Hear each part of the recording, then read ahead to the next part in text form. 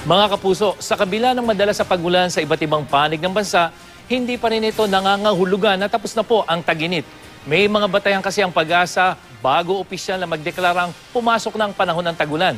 Kabilang narito ang pagmamonitor sa 8 weather station ng Pag-asa na nasa kanlurang bahagi ng Luzon at Visayas. At yan po yung Lawag, Vigan, Dagupan, Iba, Metro Manila, Ambulong, San Jose hanggang Iloilo.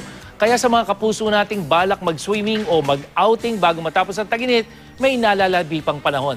Samantala, ayon sa Pag-asa, patuloy pa rin ang pag-iral ng diffused tail end of a cold front dyan po sa may hilagang Luzon.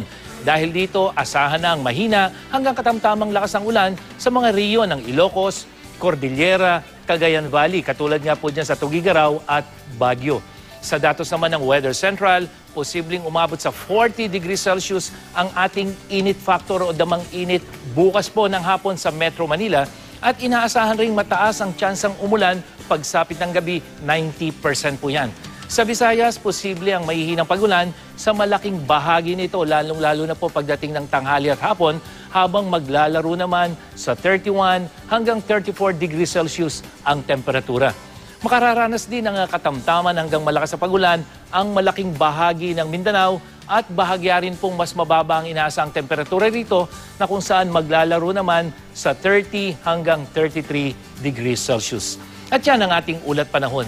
Ako po si Nathaniel Cruz para sa I Am Ready, serbisyong totoo ng GMA News.